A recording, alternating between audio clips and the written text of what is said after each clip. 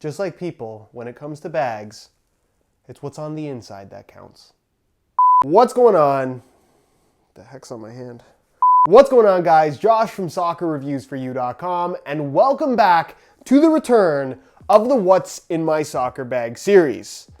Or what's in my football bag, whatever you want to call it. Let's not argue about this anymore. If you're a longtime follower, you already know what the deal is, but if you're new here, this is a series on my channel where I highlight all of the best products that I've found myself using over the last month or so. This includes apparel, equipment, as well as footwear, including the bag itself. And all the items that I'm about to show you in today's video are available to purchase by going to the What's in My Soccer Bag page on my website, which you can access by clicking the little pop-up in the corner of the screen or the first link down below in the description. Everything will be laid out in the form of individual buy it now links with a picture of the product, the price, as well as any coupon codes that might be available in order to get it at a slight discount. So if you see anything in today's video that you're interested in purchasing, first link down below, go ahead and check it out. If you guys do enjoy the What's in My Soccer Bag series and want to see it continue as often as possible, don't forget to support this one with a like. The main reason why I stopped the series in the first place is because the support kind of slowed down. So if you don't want to see that happen again,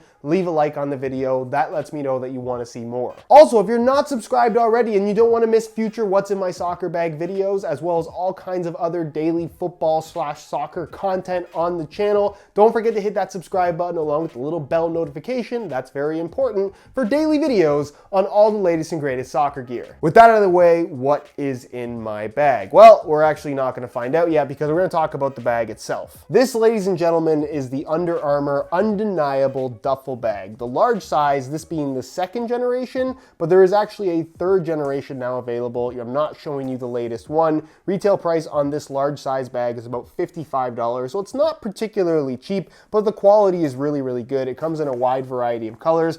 Obviously, it's huge. It pretty much covers my entire body. It fits everything that you could possibly want. If you want to have a pair of boots and a couple different balls, you can definitely fit that in this bag, no problem. But the main reason why I really like it is the zippers are good quality, so they don't break, which is often an issue. And the base of the bag is a nice weatherproof material. So if it rains or if you set this in wet grass, the moisture is not going to seep through the bottom and make the inside of the bag all wet, including all of the items that you have in your bag. So if you're looking for a solid duffel, I think this is one worth looking at. Which brings us to item number one, something that I've been using pretty consistently for basically the last 6 months or so. They are the Sterelli Body Shield Anti-Abrasion Slider Compression Shorts.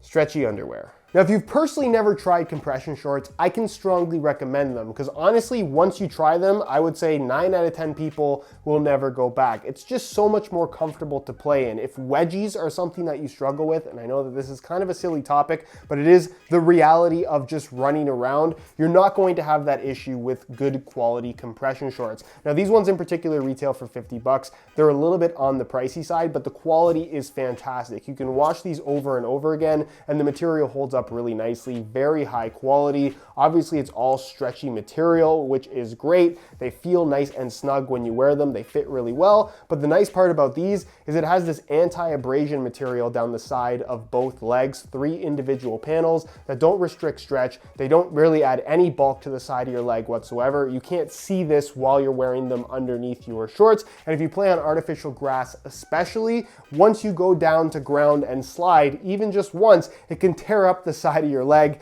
This anti-abrasion material basically stops that from happening, or at least lessens the severity of the cuts along the side of your leg pretty dramatically. So if you're looking for some good compression shorts, these are the ones that I would personally use and recommend. Next up, we have a shirt, and normally I would show you a training shirt at this part of the video, but today I actually have a jersey, and it's one that I needed to have. I'm not one to wear a lot of jerseys, even though I own a lot of them, but this is one that I needed to have. It is the authentic Adidas LA Galaxy home shirt. Not a particularly huge LA Galaxy fan, but Ibrahimovic is my favorite player of all time. I think I'm pretty confident in saying that. Absolutely love the guy. So when he came to the MLS, obviously I was quite excited and I had to get his very first shirt. Hopefully this is not his last, but I'm sure he'll play a couple of seasons. Either way, it's a really nice shirt. The authentic LA Galaxy home shirt on its own retails for about $120. Add the name and number customization, that adds another $30, bringing the grand total to about $150.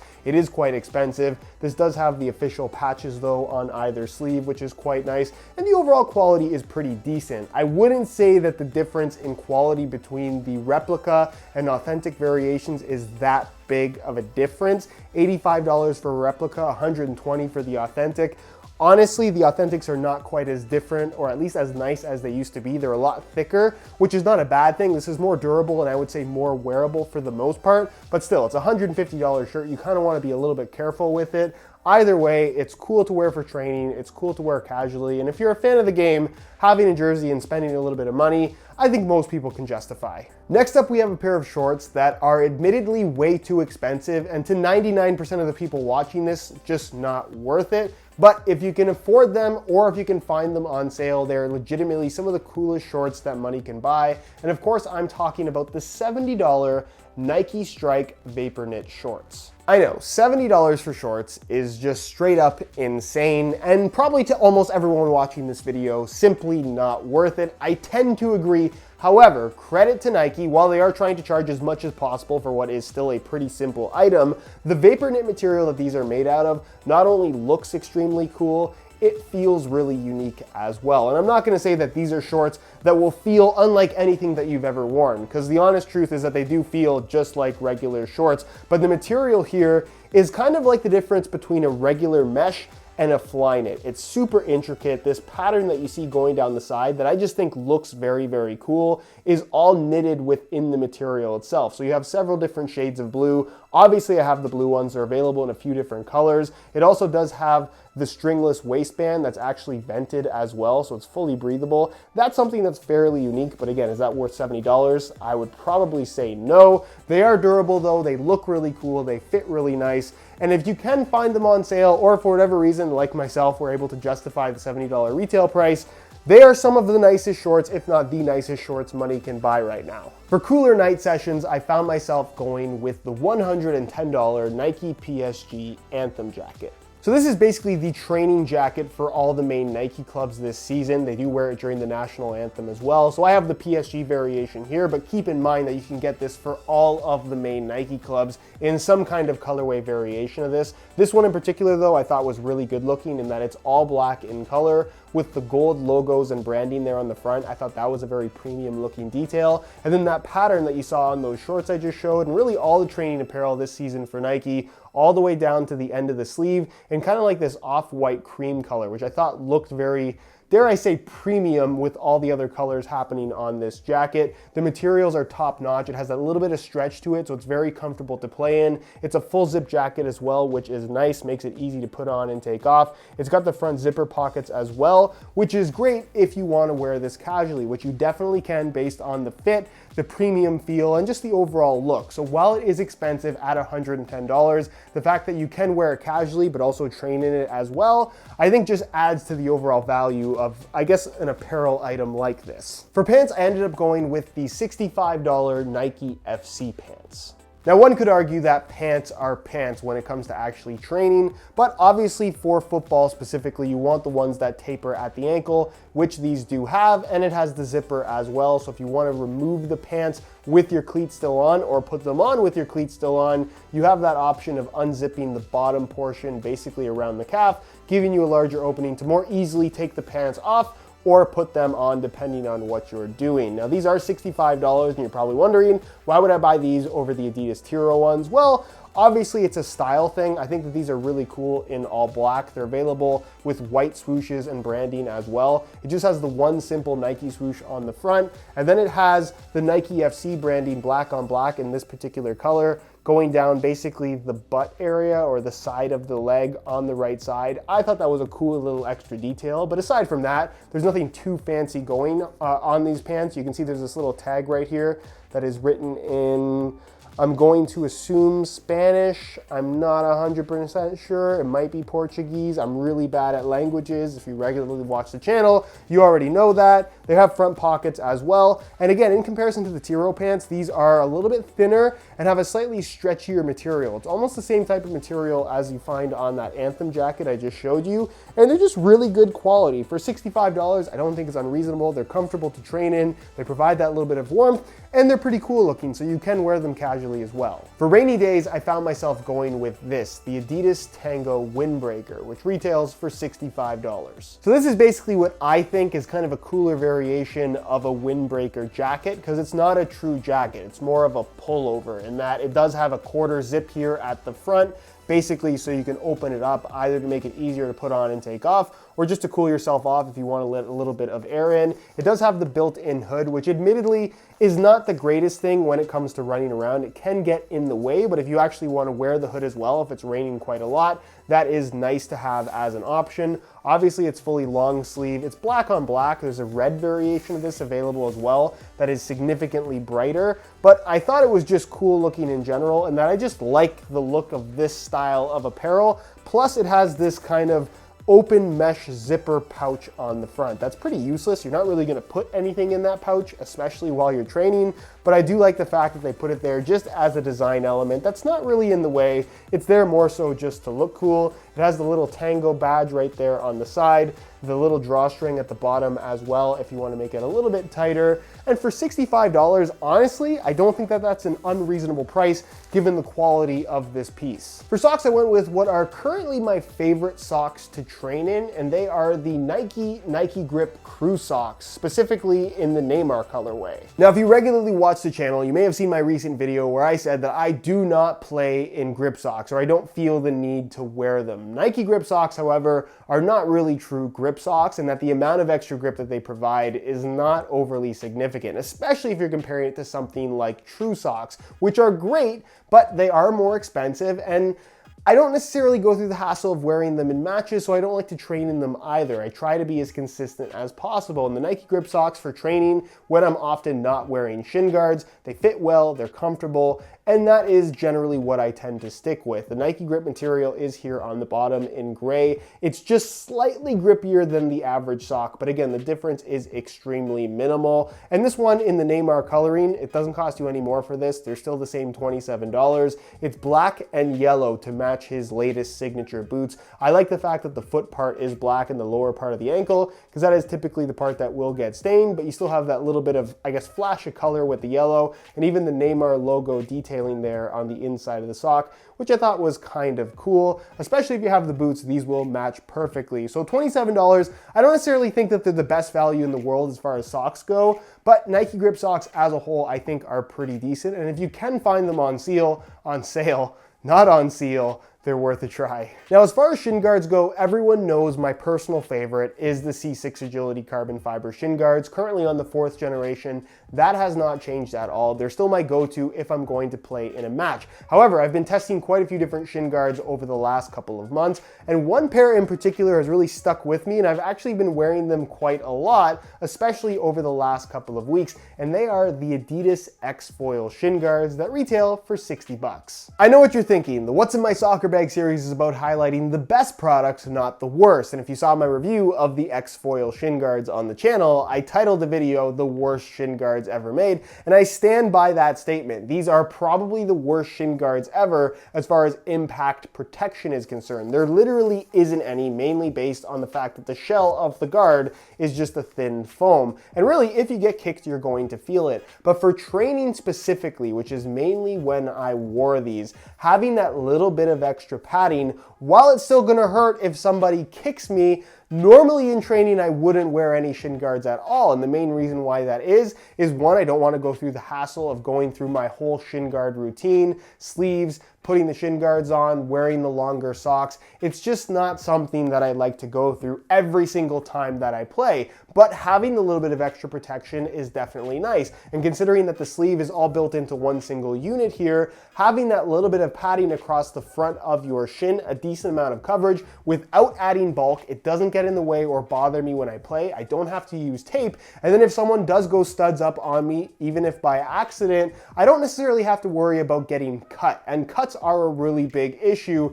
Given all the bladed stud patterns that are out there right now, this will definitely prevent a cut, and that's why I really like to use them for training specifically. For match, would I wear them? I probably would, just because I'm not big on really bulky shin guards as it is. I don't feel like having a ton of protection is super necessary, but with that said, like I said in my review of these, if I'm going to go through the hassle of setting up my shin guards, they might as well be protective, which is why C6 Agility I definitely think is a better product, but for the sake of convenience, this is kind of what I've been using as of late. Next, we have a ball, which is an absolute necessity if you're going to train on your own, especially. And the ball that I've been using a lot as of late is this guy right here, the UHLSPORT ELYSIA, which you can get for about $142. For those that don't know, this is the official match ball of Ligue 1, made by a company that more so specializes, I would say, in goalkeeper gear in UHLSPORT. But this particular match ball now basically aren't second generation. It's the second colorway variation because the original ELYSIA